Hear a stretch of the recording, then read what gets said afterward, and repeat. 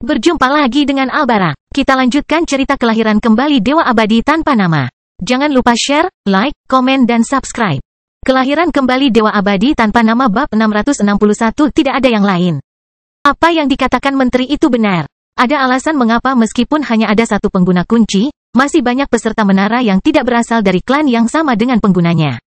Menara epistemik secara harfiah adalah kunci terbaik menuju transenden di seluruh kosmos. Jika hanya sebagian kecil pejuang bela diri yang menjadi transenden, jumlah yang tidak menggunakan menara epistemik adalah persentase yang jauh lebih kecil dari persentase yang sudah kecil itu. Ini pada dasarnya berarti bahwa jika Anda ingin memiliki harapan untuk menjadi seorang yang transenden, sesuatu yang sudah menjadi mimpi bagi sebagian besar orang. Melakukan hal itu tanpa menara akan lebih buruk daripada mimpi. Itu bukanlah hal yang bodoh. Mengetahui hal ini, bagaimana mungkin klan-klan itu bersedia menyerah tanpa perlawanan? Bahkan jika itu berarti bekerja sama untuk menekan para Ragnar, mereka akan melakukannya.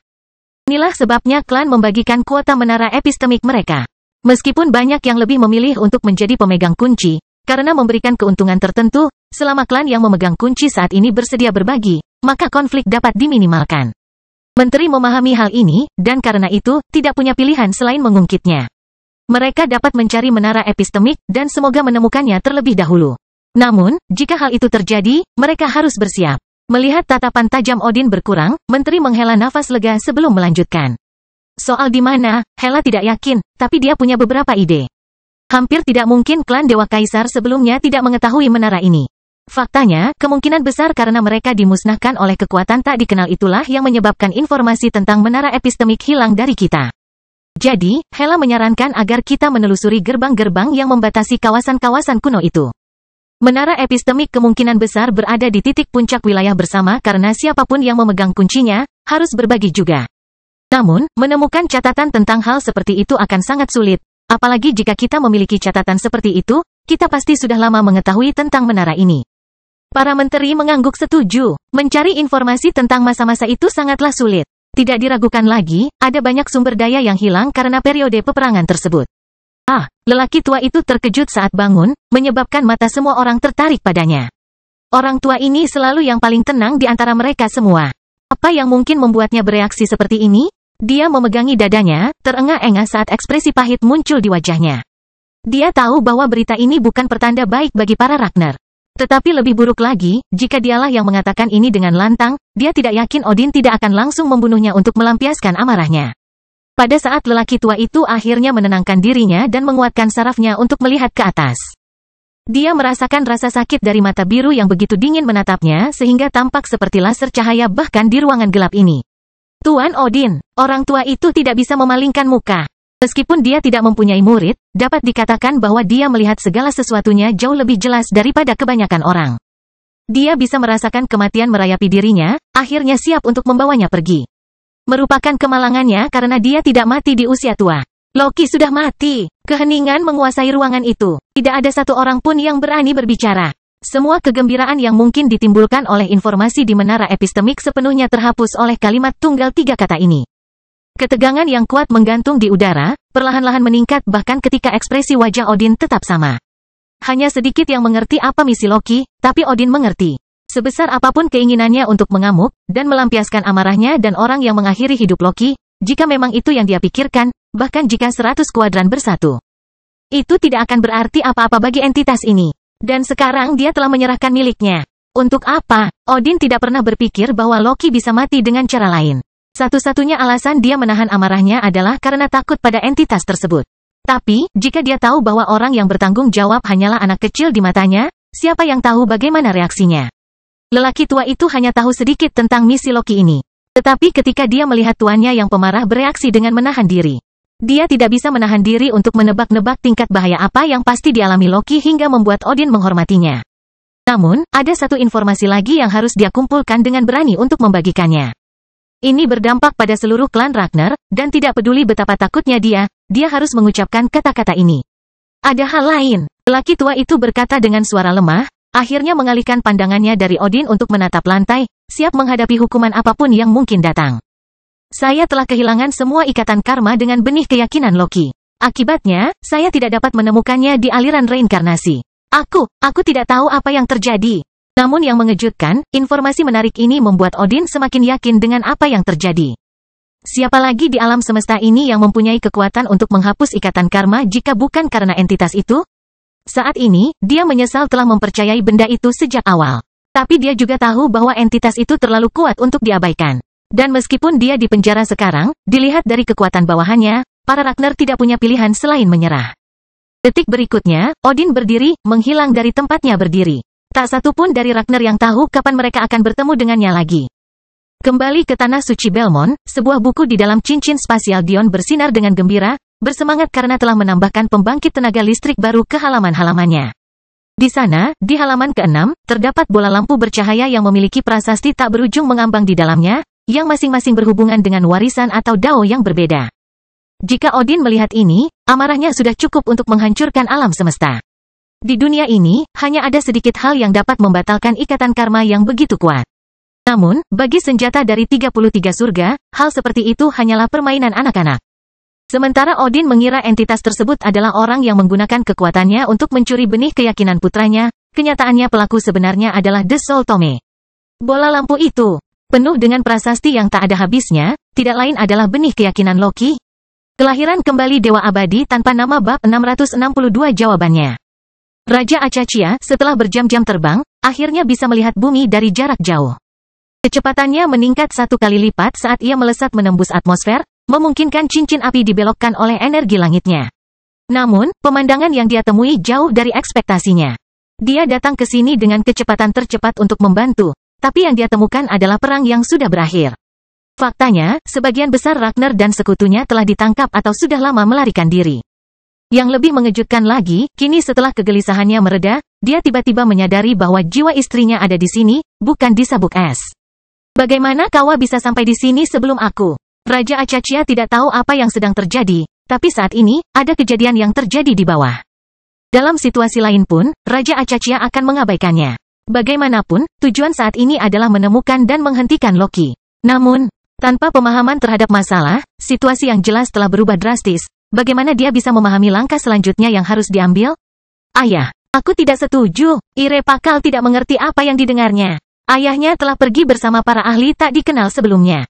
Tapi, menyadari dia tidak membantu dalam situasi itu, dia kembali untuk menstabilkan situasi ini terlebih dahulu. Ketika dia menemukan putra sulungnya, Ire, hendak membunuh Thor dan Vidar, dia segera berhenti, yang membuat anak-anak marah. Jika kita membunuh mereka sekarang dan menghancurkan benih keyakinan mereka, kita bisa melumpuhkan Ragnar. Mengapa Anda menghentikan saya melakukan hal ini? Pernahkah Anda memikirkan berapa banyak orang yang kita kalahkan dari mereka dan taktik mereka yang tidak manusiawi? Saya di sini mendengarkan pengungkapan dan tangisan rakyat kami yang dilahap oleh mereka. Bagaimana kita bisa membiarkan mereka hidup? Saya tidak berani mengklaim bahwa dia berkelahi sedangkan ayahnya tidak. Bagaimanapun, dia cukup sadar bahwa Patriark Pakal telah melakukan pertempuran dalam skala yang jauh lebih besar daripada yang terjadi di sini. Selain itu, dia biasanya tidak pernah bertanya kepada ayahnya. Apalagi di depan umum, hal seperti itu adalah hal yang sangat tabu dan terlalu tidak sopan, bahkan jika dia adalah putra tertua. Namun, dia tidak bisa menahan diri. Rasa jeleknya yang tak terbatas terhadap para Ragnar telah dimulai sejak dini. Dia tahu sifat asli mereka.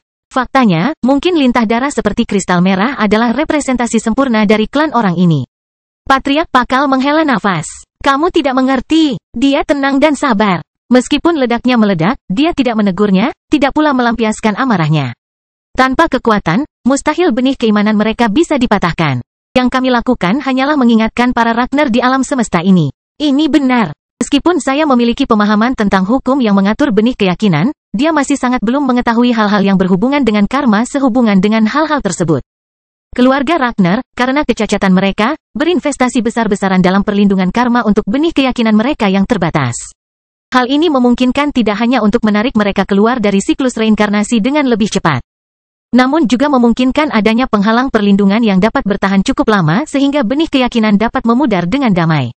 Tampaknya kata-kata ayahnya akhirnya sampai pada dirinya, namun Ire masih belum puas. Dia tahu bahwa membunuh Thor dan Vidar akan membawa malapetaka yang tak terhitung ke alam semesta ini. Tapi apa hubungannya dengan mereka sebagai Pakal? Bukankah tujuan mereka adalah kembali ke cabang utama? Ditambah lagi, ada perlindungan gerbangnya. Bukan berarti para Ragnar bisa melintasi alam semesta begitu saja. Bahkan jika mereka menggunakan cara selain gerbang untuk menyeberang, metode seperti itu akan sangat mahal, artinya para Ragnar tidak akan mampu berinvestasi dalam jumlah besar. Ayah, kita harus memikirkan masa depan.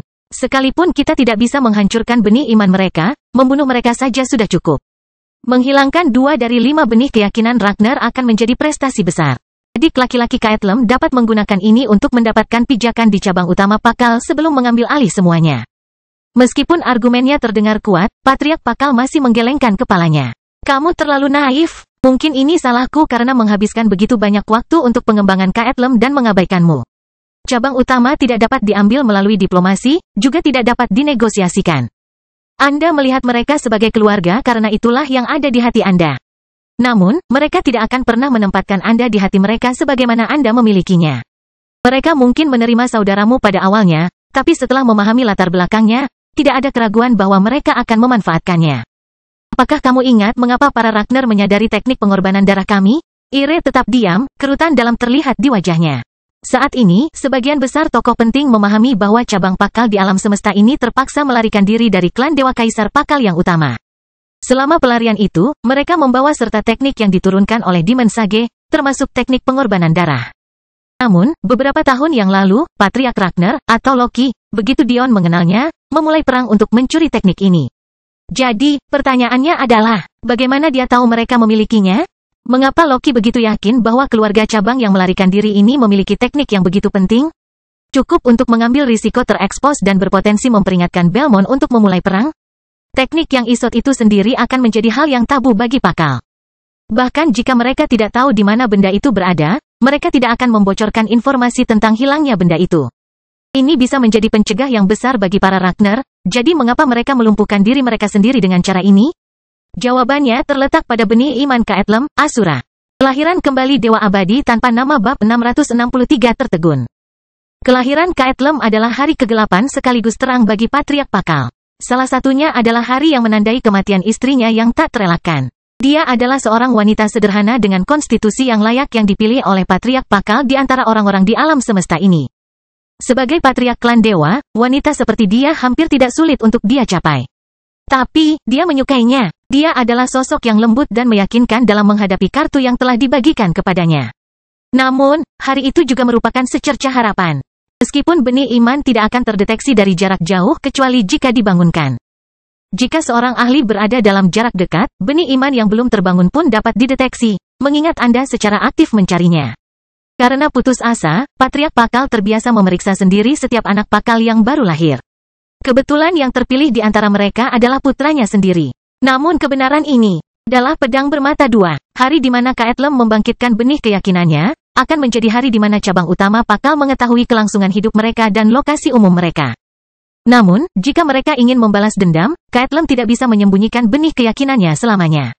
Awalnya Patriark Pakal ingin mengambil benih keimanan putranya dan menghancurkannya. Lagi pula, seseorang memerlukan berkah tertentu dalam bakatnya untuk bisa dipilih oleh benih iman sejak lahir.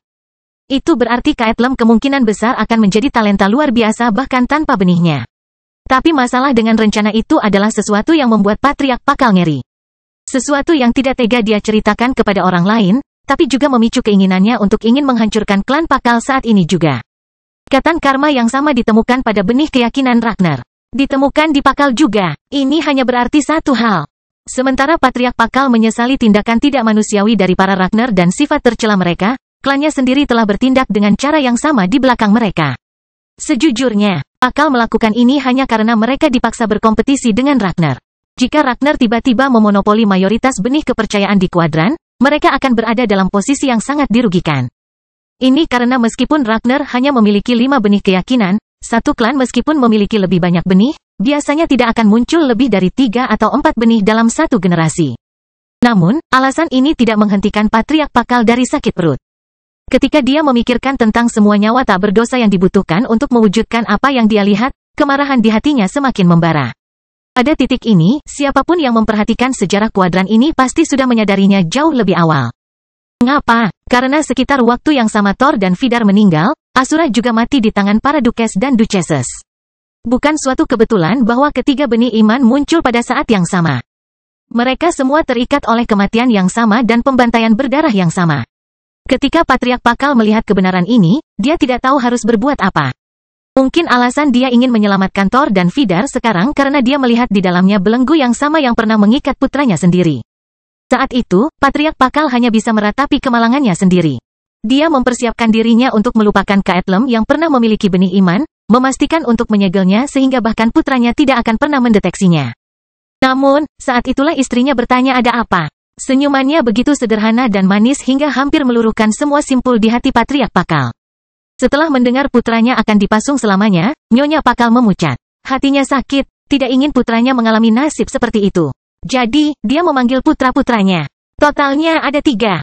1 di gendongannya, dan 2 balita yang sedang tumbuh, salah satunya adalah Ire. Dia menghabiskan waktu berminggu-minggu bersama mereka, tidak pernah meluangkan waktu untuk melakukan hal lain. Meskipun hal ini membingungkan Patriark Pakal, dia tidak punya alasan untuk menghentikannya. Bagaimanapun, itu hanyalah seorang ibu yang menghabiskan waktu bersama putra-putranya. Namun kemudian, pada suatu hari, wanita sederhana yang membuat Patriark Pakal jatuh cinta, mengucapkan kata-kata yang begitu mendalam sehingga mengejutkannya. Untuk menghapus benang karma yang diciptakan oleh keegoisan yang paling besar, Anda memerlukan benang karma yang ditempa oleh sikap tidak mementingkan diri sendiri yang paling tinggi. Hari itu adalah hari di mana Patriark Pakal mengakhiri hidup istrinya. Demi masa depan putranya, dia mengorbankan segalanya untuk membeli kebebasannya. Untungnya, filosofi sederhananya berhasil. Sayangnya, hal itu harus dibayar dengan harga yang bahkan melampaui nyawanya. Mengekstraksi esensi seseorang adalah hal yang sangat sulit untuk dilakukan. Setiap kali Dion memperoleh esensi seorang ahli, itu dilakukan melalui ahli itu sendiri. Namun, Ibu Kaetlem adalah seorang wanita sederhana. Dia tidak memiliki jiwa surgawi yang dapat melepaskan diri dari dirinya untuk memenuhi persyaratan tersebut. Karena itu, Patriark Pakal terpaksa menggunakan teknik pengorbanan darah pada istrinya sendiri. Hal ini membebaskan Kaetlem dari kekhawatiran tentang ikatan karma benih keyakinannya. Memberinya waktu yang dibutuhkan untuk tumbuh menjadi pria yang bisa membalas dendam pada klan yang melakukan hal ini pada keluarganya.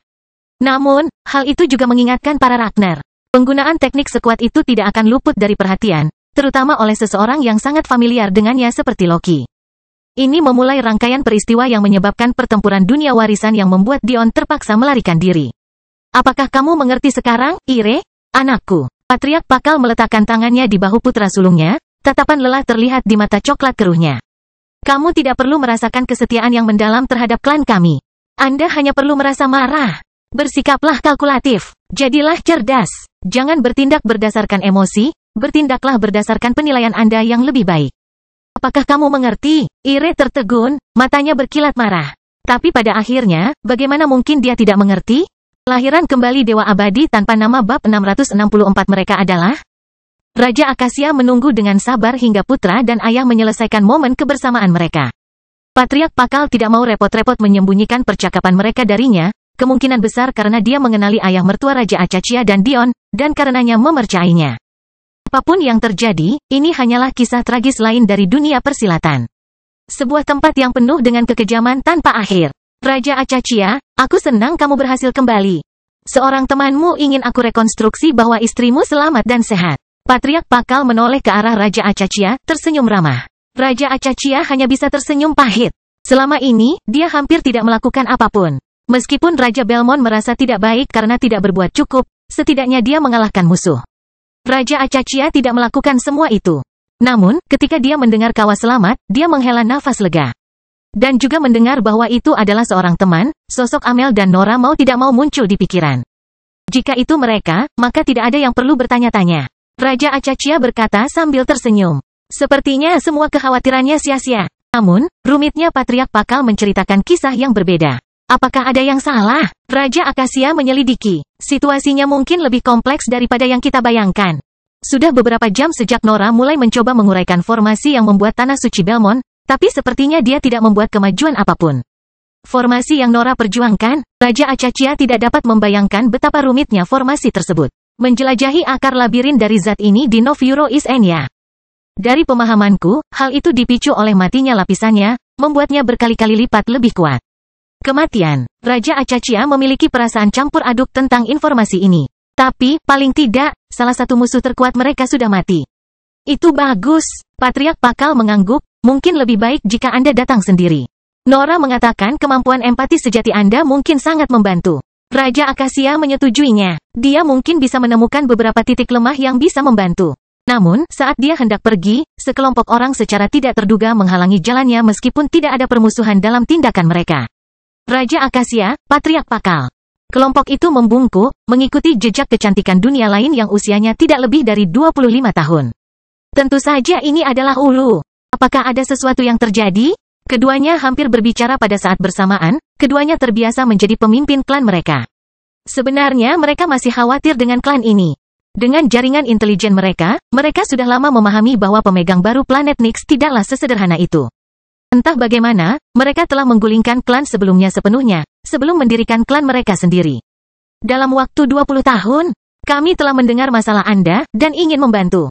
Ulu menjawab dengan sederhana. Benarkah? Bagaimana kamu bisa melakukan itu?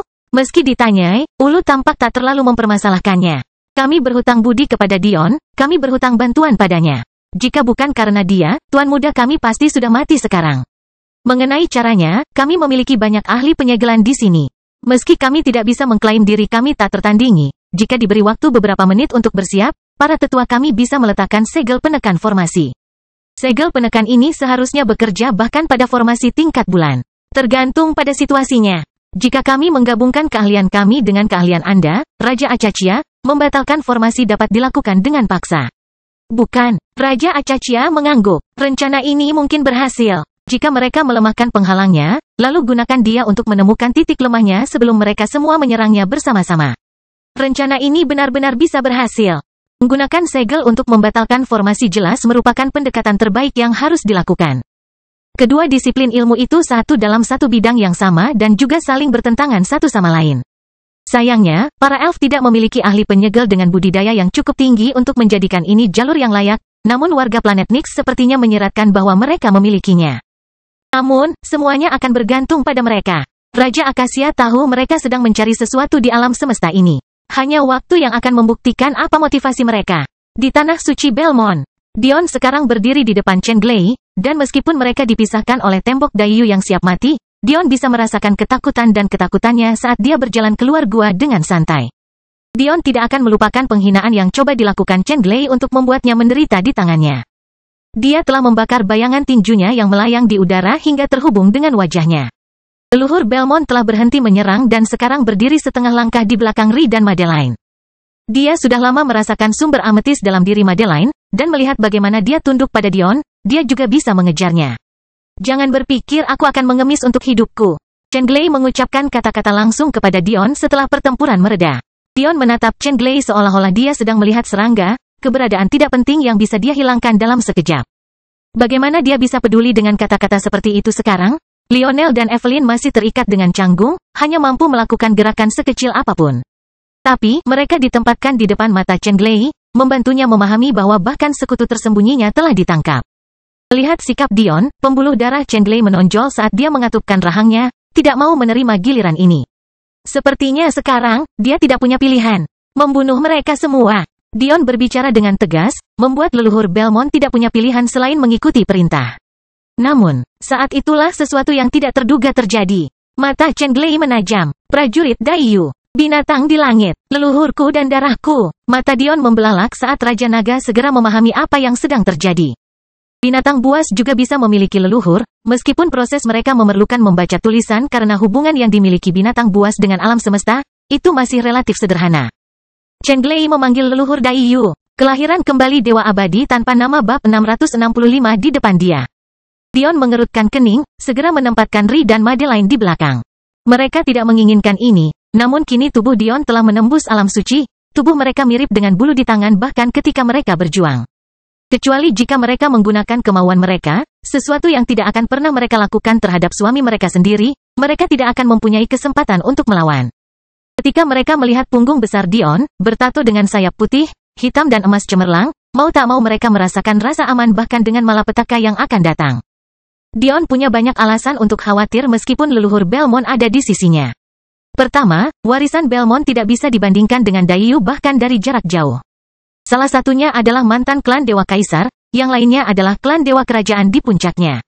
Dan yang kedua, yang lebih buruk lagi, leluhur Belmont sudah kehabisan waktu. Dion membuat gerakan menggelitik di udara, tapi dia langsung ingin memukul dirinya sendiri setelahnya.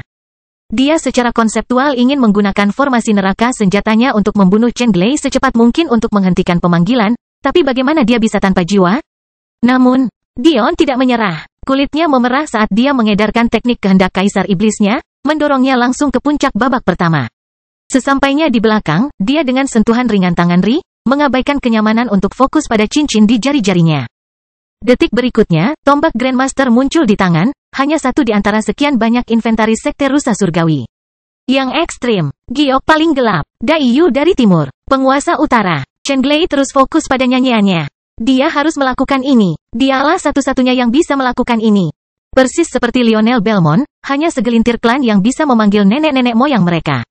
Meskipun Chen Glei tidak mengetahui bagaimana Lionel menghentikan orang lain melakukan hal tersebut, itu adalah hal terakhir yang ada dalam pikiran saat ini. Saat ini, Chen Glei tidak tahu di mana kakeknya berada. Nyatanya, melihat Dion kini memaksa rasa takut yang mendalam menetap di dalam dirinya. Meskipun nasib kakeknya sudah jelas sekarang, dia tidak berani menyampaikan pemikirannya. Pada titik ini, Dion hanya bisa berharap kekuatannya cukup. Chen Glei masih dikelilingi oleh beberapa ratus orang suci Dayu yang tersisa, dan tanpa kemauannya, kemungkinan dia bisa melewatinya hampir nol. Masalahnya adalah dia bisa merasakan kehendak Kaisar Iblisnya telah melemah secara signifikan. Awalnya itu adalah teknik yang sangat bergantung pada keinginan iblisnya. Tampaknya, efektivitasnya akan hilang sebesar 50%. Hal ini membuat apa yang seharusnya menjadi pengganda X8, menjadi X4 belaka. Namun, pada titik inilah para jenderal iblisnya mengarahkan serangan jarak jauh mereka juga, karena cukup cerdas untuk memahami bahwa ini adalah tugas yang sensitif terhadap waktu. Langit berputar dan bengkok, sejumlah besar energi terkumpul. Kedua belah pihak bertindak, meskipun dengan tujuan yang berlawanan secara diametris. Satu untuk serangan mutlak, dan satu lagi untuk pertahanan mutlak. Lengan Dion tertekuk, otot-otot tubuhnya tertarik ke dalam saat mata hijau hazelnya tertuju pada Chen Glei. Detik berikutnya, serangkaian serangan dilepaskan. Aliran keinginan yang tak ada habisnya mengalir ke depan, namun organisasi mereka sempurna. Meskipun Dion tidak dapat berkomunikasi dengan jenderal iblisnya sekarang, mereka memahami peran mereka dengan sempurna. Mereka telah berpindah ke berbagai korps mereka, yang diorganisir berdasarkan keahlian khusus, menyebabkan serangan mereka berpadu sempurna tanpa bentrokan.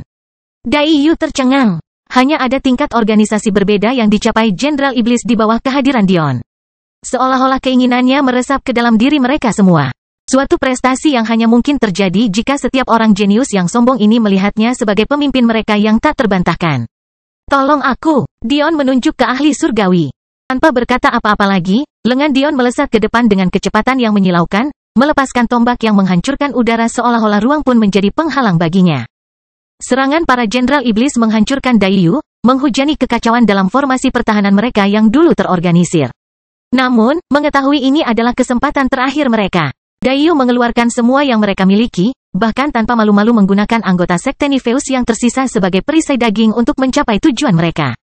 Klan dewa yang dulunya sangat dipuji kini berubah menjadi sekte wanita yang menangis minta ampun. Sementara klan dewa kaisar yang dulunya dihormati kini berada pada level rendahan karena menggunakan sekutu mereka sedemikian rupa. Evelyn hanya bisa menyaksikan dengan ketakutan di matanya ketika wanita yang dia sebut saudara perempuan, wanita yang dia pimpin sendiri ke sini, meninggal satu demi satu.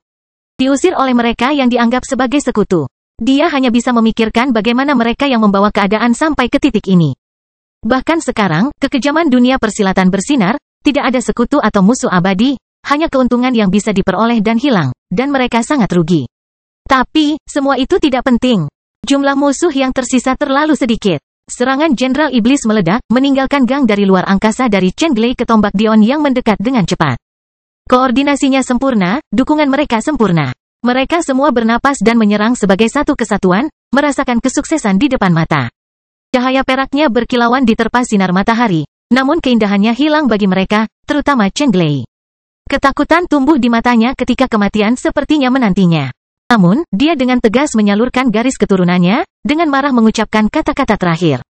Namun, betapapun dia menginginkannya, dia tahu bahwa dia tidak punya waktu untuk menyelesaikannya. Cacat atau tidak, Dion masih melipat gandakan kekuatan tubuh sucinya sebanyak 4. Tombak itu bergerak terlalu cepat. Chen Glei menutup matanya, dengan sia-sia mengucapkan mantra bahkan dengan pengetahuan bahwa dia tidak akan berhasil. Dan seperti yang diharapkan, dalam sekejap, tombak Dion sudah ada di hadapannya. Kelahiran kembali Dewa Abadi tanpa nama bab 666 terkait. Tombak berkilau itu hanya berjarak 3 kaki dari dahi Chen Glei, bersiap untuk menusuk ke depan pada saat berikutnya. Namun, Dion telah meremehkan kesediaan Daiyu untuk mati demi pangeran mereka. Berabad-abad telah berlalu sejak Daiyu berada di puncak kejayaannya, namun banyak orang di sini yang diberi cerita sejak kelahiran mereka. Meskipun garis keturunan mereka bukan lagi yang paling murni, mereka masih memiliki arogansi naga yang tertanam jauh di dalam tulang mereka. Mereka tidak dihormati, dan secara efektif dikebiri oleh sekte rusa surgawi, bahkan sampai pada titik di mana wujud binatang yang mereka kurung. Dan sekarang, garis keturunan mereka begitu kurus sehingga anak-anak mereka kehilangan semua kemampuan untuk mewujudkan bentuk paling berharga mereka. Dan malah memilih manifestasi jiwa yang menyebarkan dari teknik yang dicuri dari para elf. Bagaimana mereka bisa terus hidup seperti ini? Tidak peduli seberapa jauh mereka dari ras naga tertinggi sekarang. Mereka tetaplah klan binatang buas. Sebuah klan dimaksudkan untuk mewakili jalur kedaulatan. Bahkan jika itu berarti kematian. Mereka akan memperjuangkan hak klan mereka untuk kembali sejahtera. Pria yang pindah itu tak lain adalah ayah Chen Glei.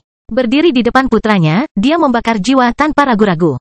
Karena kurangnya bakat, garis keturunan yang lemah, dan sumber daya yang tidak mencukupi secara keseluruhan, dia masih hanyalah pengumpul esensi tingkat tinggi.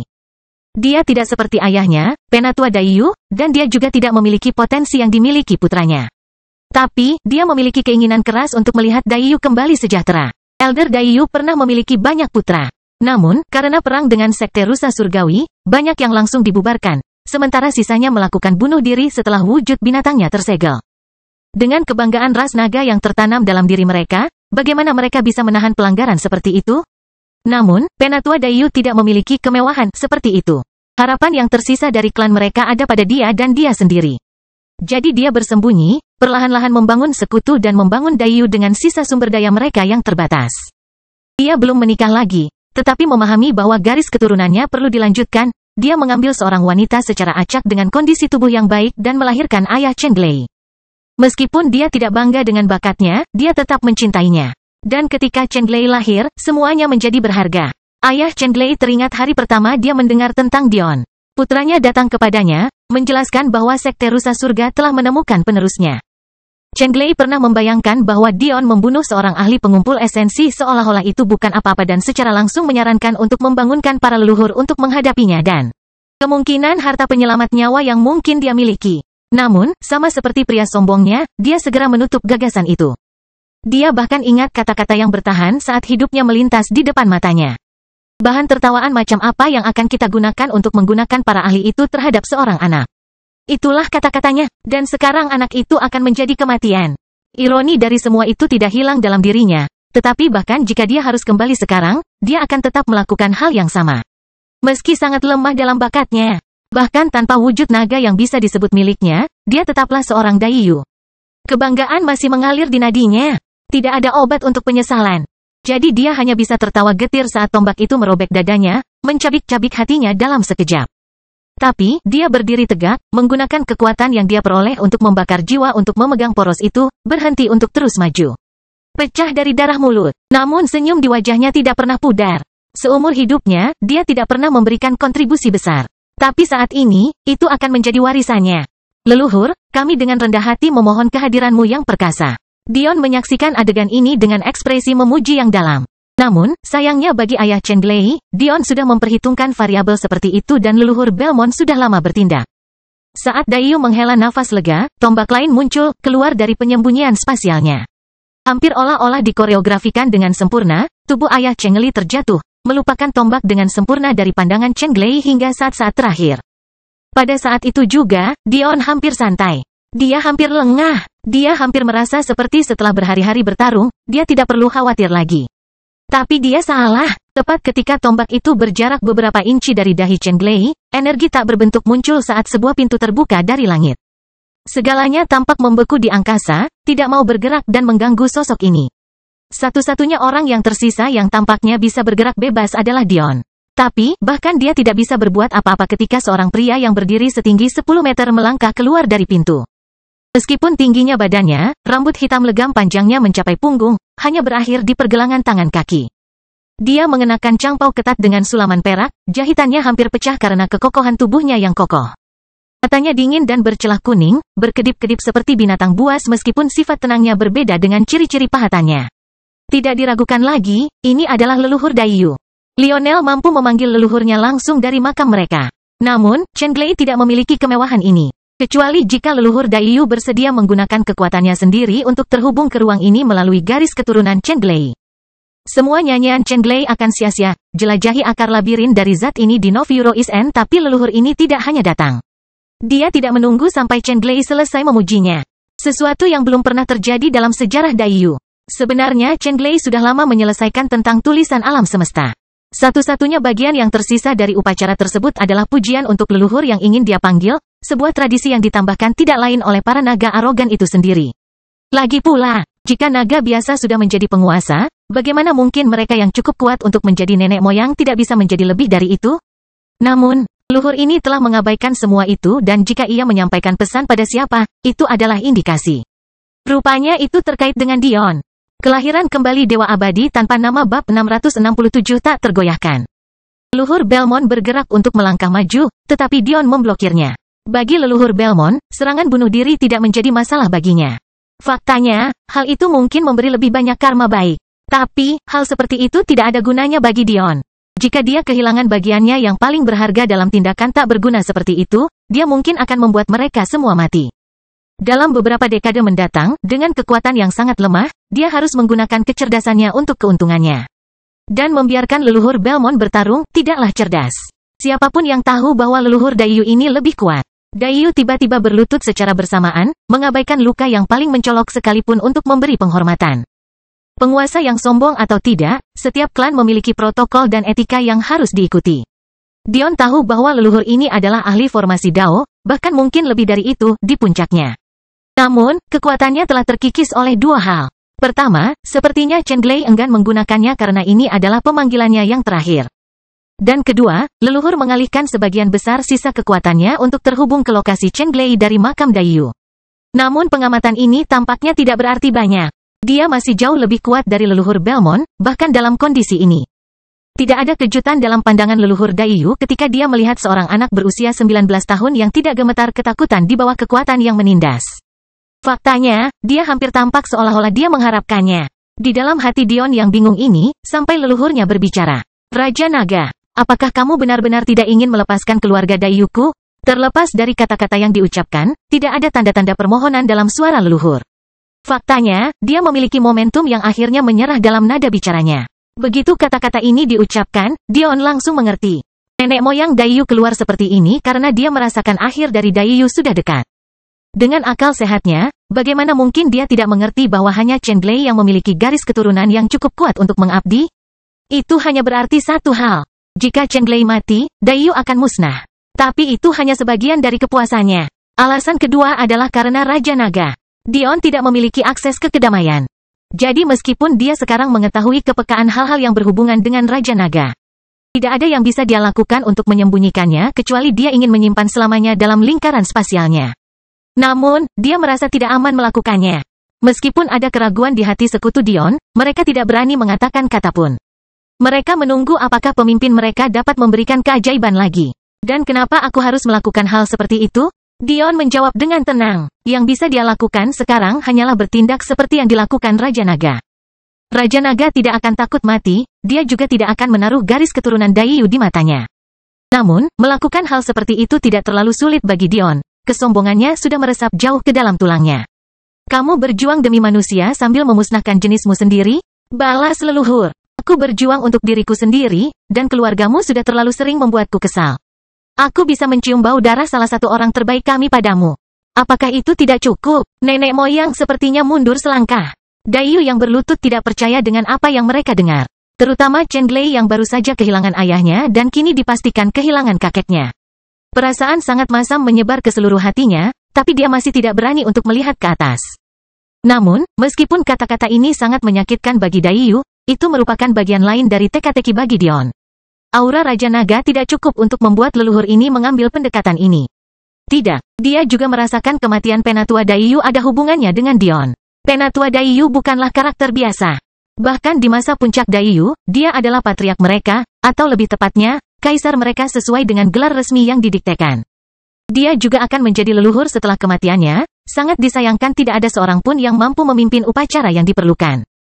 Fakta bahwa kematiannya ada hubungannya dengan Dion, dan fakta bahwa Dion memiliki aura Raja Naga pada dirinya, memberitahu leluhur semua yang perlu dia ketahui. Karena itu, meski sombong, langkah pertamanya adalah bernegosiasi. Tapi, ini tidak sesederhana itu. Untuk menjadi ahli formasi Dao seperti yang dia alami di masa hidupnya, dia harus sangat cerdas. Dia mengerti bahwa meskipun Raja Naga mengambil alih tubuh seseorang, dia tetap harus dibatasi oleh tubuh itu meskipun dia sepengetahuannya. Jadi, pertanyaan sebenarnya adalah, berapa harga yang harus dibayar Raja Naga untuk membunuh Penatua Daiyu? Dan yang lebih penting, bisakah dia melakukannya lagi?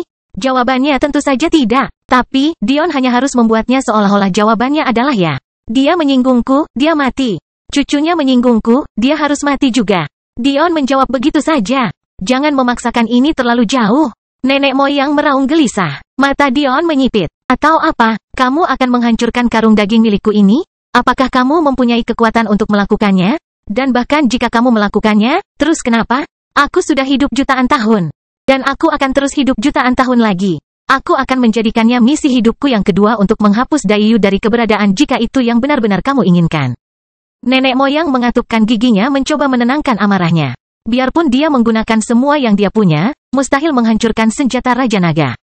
Ditambah fakta bahwa dia memiliki waktu terbatas yang tersisa sebagai leluhur, bahkan jika dia ingin menyembunyikannya, dia tidak akan bisa melindunginya selamanya. Jika itu masalahnya, segera setelah Raja Naga menemukan jiwa malang lainnya untuk dilahap, Daiyu yang dia selamatkan sekarang akan habis dan semua ini tidak akan berarti apa-apa. Nenek moyang tiba-tiba tidak tahu harus berbuat apa. Raja Naga benar-benar terlalu sombong. Saya bersedia, sang leluhur menghela napas berat, berusaha menenangkan dirinya. Saya bersedia membantu Anda apapun selama hal itu menyelamatkan anak ini dan berada dalam kekuasaan saya. Dion dengan tenang memandang leluhur itu, mengambil waktu. Menit-menit berlalu tanpa ada yang mengucapkan sepatah kata pun. Tepat ketika leluhur mulai berpikir bahwa mungkin dia salah dan Raja Naga ini hanya mengulur waktu, Dion berbicara. Aku menginginkan mayatmu, itu akan sangat membantuku meningkatkan boneka dagingku ini. Aku ingin harta apapun yang tersembunyi di makam Daiyumu. Aku tahu bahwa bahkan garis keturunanmu yang lebih rendah pun memiliki kebiasaan yang sama dengan naga sejati. Dan, dia menjadi milikku budak. Dion selesai, menunjuk ke Chen Glei. Dengan setiap kata yang diucapkan Dion, wajah leluhur menjadi semakin merah. Permintaan pertama saja sudah lebih dari sekadar melampaui batas kesopanan. Dia pada dasarnya meminta leluhur ini untuk tidak membiarkan tubuhnya beristirahat dengan tenang. Yang kedua bahkan lebih menjijikkan. Itu tidak hanya tidak menghormati dia, tapi juga setiap Daiyu yang pernah mendapat tempat di makam mereka. Makam macam apa yang tidak memiliki harta karun? Raja, Fir'aun, Kaisar, bahkan para pelayan mereka yang terhormat semuanya dikuburkan dengan kekayaan yang sangat besar.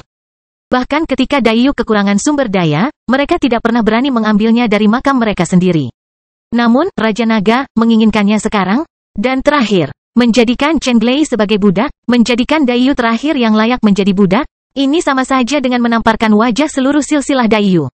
Apakah ada masalah? Dion melanjutkan seolah tidak ada masalah dengan perkataannya. Nenek moyang mengertakkan gigi, tidak lagi mencurigai Dion sedikitpun. Tidak ada orang lain yang sombong. Dia tidak pernah berpikir bahwa ada orang lain yang begitu berani di dunia ini.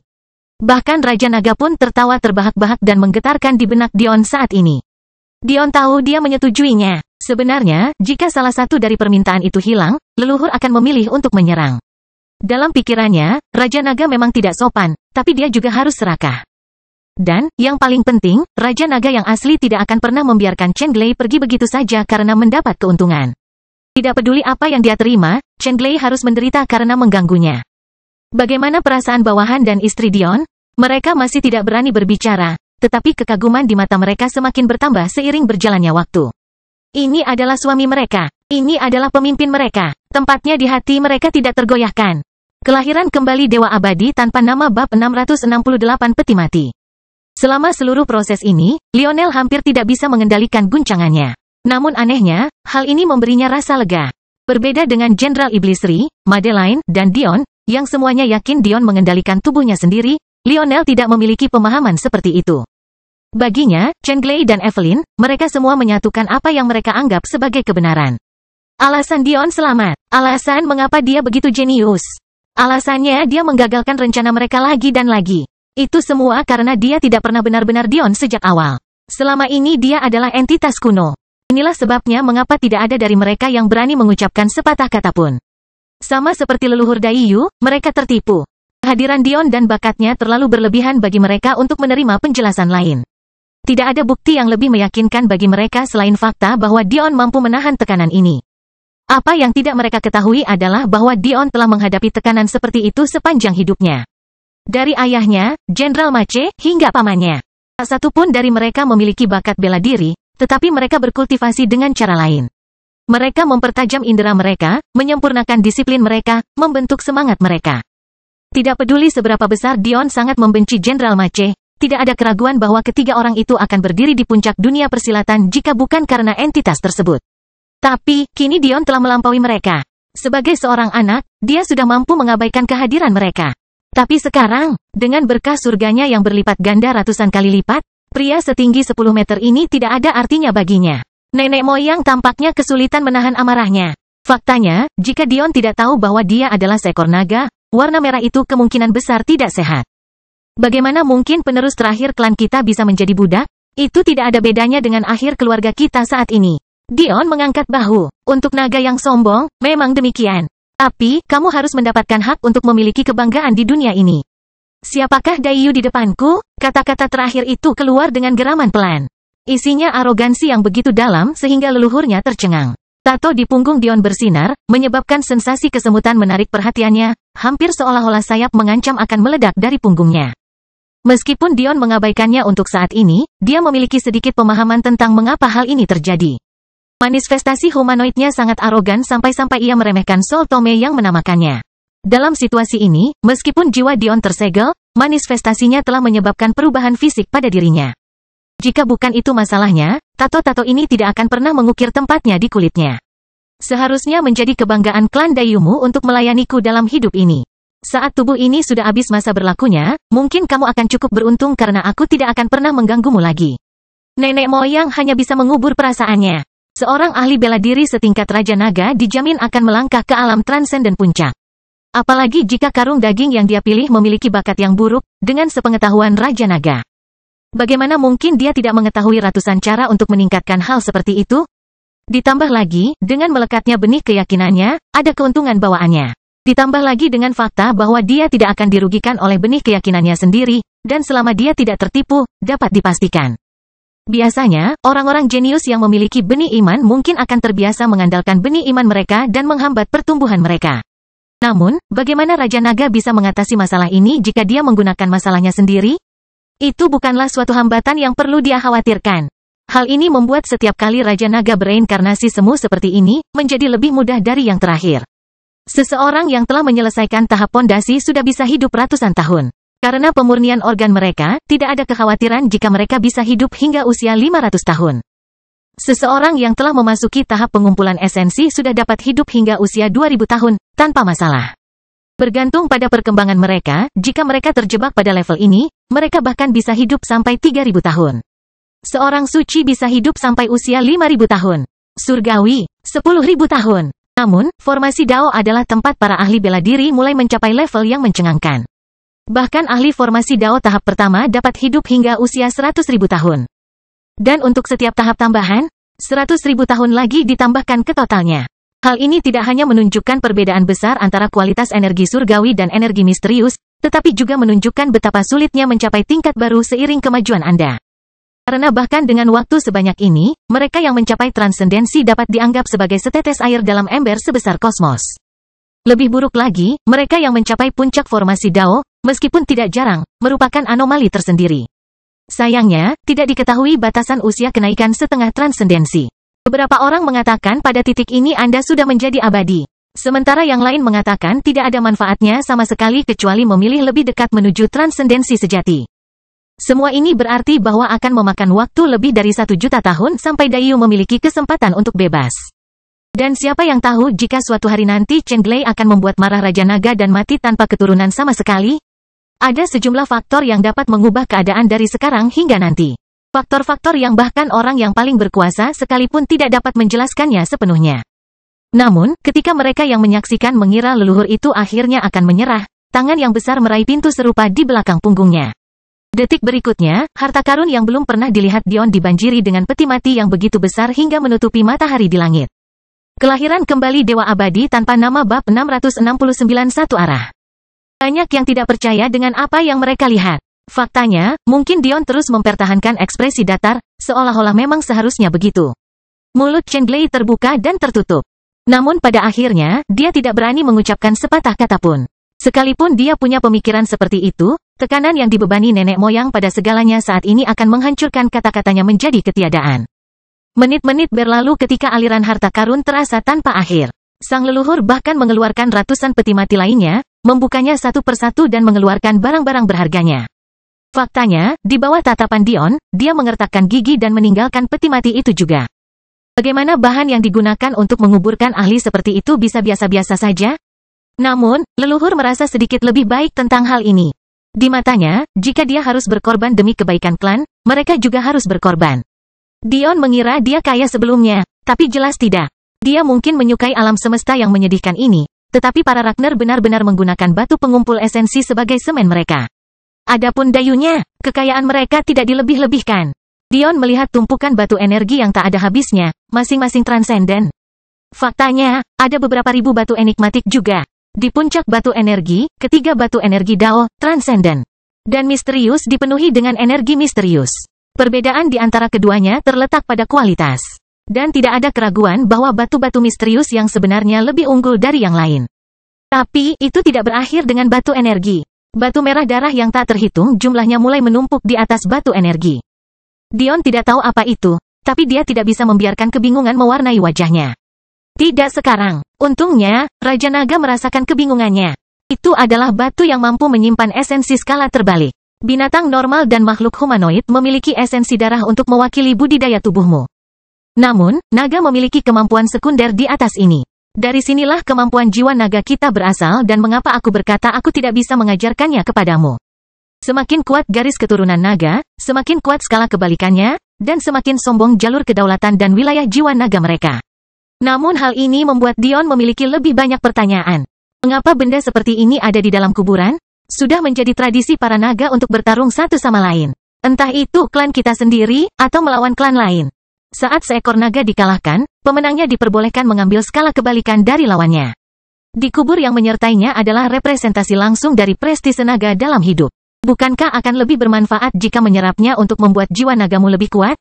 Dengan jumlah sebanyak ini, saya membayangkan Anda pun bisa mendapat manfaatnya. Raja Naga tidak sopan. Nada menghina terdengar jelas. Bahkan jika tubuh asliku menyerap semua itu dengan efisiensi 100%, jiwa nagaku tidak akan bergerak maju bahkan 1% pun. Dion tercengang, meski dia tidak menunjukkannya secara lahiriah. Ada jutaan skala terbalik di sini. Faktanya, mengingat semua ini dikumpulkan oleh nenek moyang Daiyu, bagaimana mungkin mereka lemah? Kamu tidak dapat memahami jumlah skala terbalik yang diperlukan untuk meningkatkan jiwa nagamu. Kamu pada dasarnya mencoba untuk melawan surga dengan memaksanya memberi kamu lebih banyak bakat dan takdir. Itulah yang digambarkan oleh jiwa naga. Kristal-kristal itu adalah yang paling rendah dari yang rendah. Mereka hampir tidak memenuhi syarat untuk disebut naga, bukan kadal. Mereka diberi peringkat sebagai jiwa naga tingkat perunggu. Bahkan 1 miliar di antaranya mungkin tidak layak untuk peringkat berikutnya, perak. Inilah mengapa mereka tidak repot-repot menyerapnya. Itu tidak akan berguna bagi mereka. Mereka lebih suka menampilkannya sebagai lencana untuk diri mereka sendiri. Satu-satunya alasan dia memberikannya kepadamu, atau menurutku, adalah karena dia tahu aku tidak akan memiliki skala kebalikanku dalam bentuk ini. Alis Dion berkerut.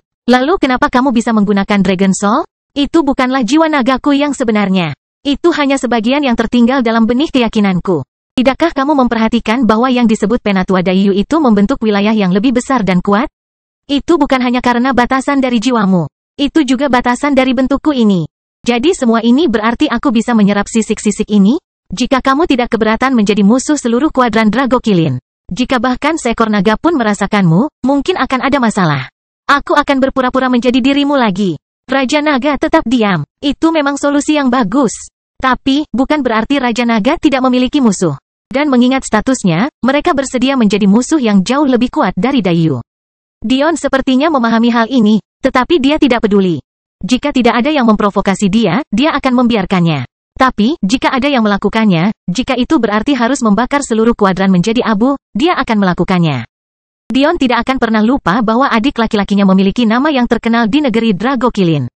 Akan menjadi kakak laki-laki seperti apa dia jika dia tidak membantu menempatkan Demon Kilin di posisi mereka karena tidak menghormati paman bela dirinya? Memikirkan hal itu, Dion menyadari bahwa meskipun Little Black adalah setengah rusa surgawi, dia kemungkinan besar memiliki skala terbalik yang diberikan oleh garis keturunan kilinnya. Mau tak mau Dion bertanya-tanya berapa level jiwa naga yang diberikan kepada adiknya. Kalau begitu Raja Naga, berapa peringkat jiwa nagamu? Dion bertanya dengan rasa ingin tahu, masih memperhatikan harta karun yang tak habisnya menumpuk. Haram yang menggema di benak Dion. Tentu saja tingkat raja. Meskipun Dion tidak mengerti apa maksudnya sekarang, kenyataannya adalah bahwa dalam sejarah naga, kurang dari beberapa ratus yang telah mencapai level ini. Selain itu bukanlah peringkat yang diberikan oleh keberuntungan. Melalui kelahiran, peringkat jiwa naga tertinggi adalah emas. Untuk mencapai king, level berikutnya, hanya ada satu cara, bunuh. Membunuh. Kelahiran kembali Dewa Abadi tanpa nama bab 670 terkutuk. Namun, Dion mau tidak mau bertanya. Apakah itu level tertinggi? Dion tahu bahwa, secara objektif, Raja Naga termasuk di antara 10 talenta terbaik yang pernah dilahirkan di negeri Drago Kilin. Kemungkinan besar, King sebenarnya adalah level tertinggi. Namun, jawaban sebenarnya mengejutkan Dion. Tidak, meskipun aku masih sedikit lagi untuk mencapai level berikutnya, aku tidak pernah mencapainya. Tapi, meskipun aku berhasil, itu bukanlah yang terakhir. Ada alasan mengapa Raja Naga menyebut dirinya seperti itu. Jika itu benar-benar hanya tentang kesombongan, mengapa dia tidak menyebut dirinya Kaisar Naga, atau Penguasa Naga, atau Dewa Naga? Kenyataannya adalah sudah ada naga dengan gelar itu. Naga dengan sisik terbalik yang lebih kuat dari Raja Naga. Tapi itu bukan salah Raja Naga. Untuk mencapai level jiwa naga berikutnya, seseorang hanya bisa melahap skala terbalik level Raja. Pada saat itu adalah era Raja Naga, jumlahnya terlalu sedikit dan bahkan skala terbalik emas tidak melakukan apapun untuknya. Satu-satunya pilihan adalah memasuki makam ketiga entitas yang telah lama melampaui itu. Namun memperoleh senjata Raja Naga sengaja dibuat mudah. Memasuki makam-makam itu sama saja dengan bunuh diri. Bahkan untuk Raja Naga, untuk sebuah makam di alam fana yang membuat ketakutan setengah transenden terhadap kematian. Orang hanya bisa membayangkan skalanya. Benda berikutnya yang keluar dari kuburan adalah senjata. Meski naga sering bertarung dalam wujud binatangnya, bukan berarti mereka tidak mahir menggunakan senjata. Atau mengapa Raja Naga menjadikan dirinya sendiri untuk memikat mereka? Dion sekali lagi terkejut, ada ribuan senjata tingkat transenden. Meskipun Sekte Rusa Surgawi telah meninggalkan ratusan untuk Dion, hanya sedikit yang selamat berada di ruang tersembunyi. Mereka adalah yang terbaik yang ditawarkan Sekte Rusa Surgawi, jadi tidak mengherankan jika banyak dari mereka berada di tingkat bulan. Sebagian besar senjata Dayu ini hanya setingkat komet.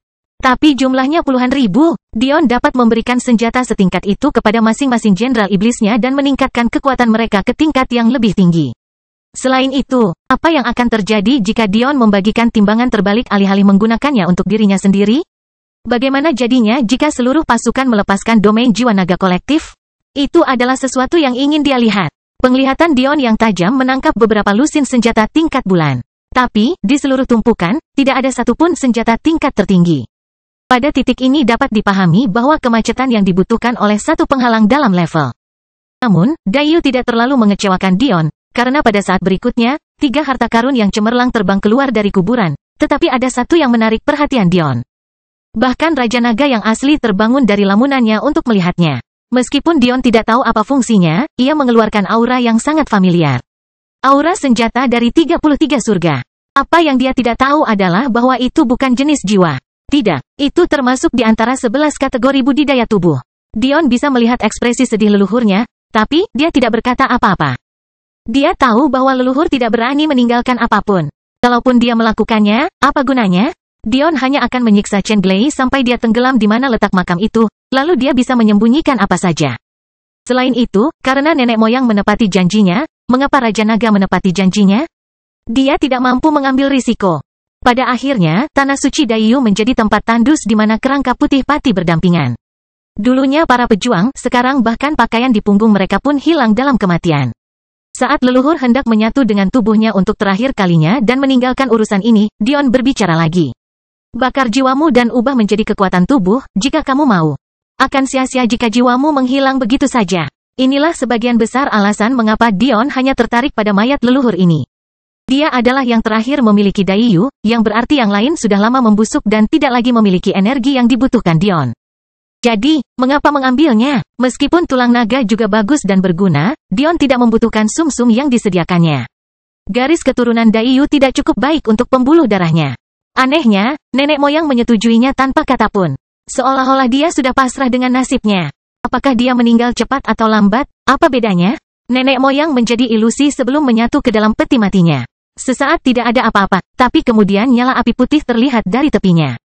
Beberapa menit berlalu dalam keheningan saat Dion dengan santai memasukkan semuanya ke dalam cincin spasialnya, hanya menyisakan peti mati saat leluhur menyelesaikan tugas terakhirnya untuk Daiyu. Sebenarnya, mengorbankannya akan memberikan banyak karma baik. Tapi, hal itu tidak membuat harga dirinya menjadi lebih baik. Dion punya pikiran untuk membawa peti mati itu ke dalam cincinnya juga, hanya untuk mencegah masalah. Namun, cincin spasial tidak menerima makhluk hidup, dan satu-satunya cincin yang menerima makhluk hidup, memiliki terlalu banyak orang yang dia sayangi di dalamnya. Dia tidak bisa membiarkan sedikit pun kemungkinan kehadiran leluhur Daiyu menyakiti mereka. Ditambah lagi, dia membutuhkan persetujuan dari tetua Daiyu untuk mengirimnya ke dalam ring, dan itu akan tampak seperti tindakan panik yang aneh. Melakukan terlalu banyak hal pada tahap akhir ini hanya akan merugikan. Selama semuanya bisa tetap tenang dan leluhur bisa melakukan bunuh diri secara diam-diam, mereka akhirnya akan aman untuk pertama kalinya selamanya. Namun, pada saat inilah, hal terburuk yang mungkin terjadi. Dalam konteks lain, Dion akan sangat gembira. Tapi sekarang, fitur wajahnya hanya bisa menjadi gelap. Penampilan besar terdengar dari formasi yang menutupi tanah suci Belmont. Dion tidak tahu siapa orang itu, tetapi seseorang sedang menghancurkan formasi, dan mereka hanya beberapa saat lagi akan berhasil. Apakah ini bagus? Dion tidak tahu. Bagaimana reaksi leluhur? Dengan betapa kuatnya kegelisahan dalam hidup, dia masih memiliki 1 menit lagi dalam hidup. Itu cukup untuk melampaui mereka semua. Dia adalah ahli formasi Dao yang membakar jiwa untuk mendapatkan lebih banyak kekuatan. Akan terdengar seperti dia melakukannya? Jika ada orang yang masuk melakukan kesalahan saat salah memahami situasi, mereka dapat mengungkapkan identitas Dion. Dan itu berlaku apakah mereka adalah teman atau musuh. Dalam kasus seperti itu, mereka semua ditakdirkan. Cerita bersambung. Jangan lupa share, like, komen dan subscribe. Agar tidak ketinggalan cerita selanjutnya.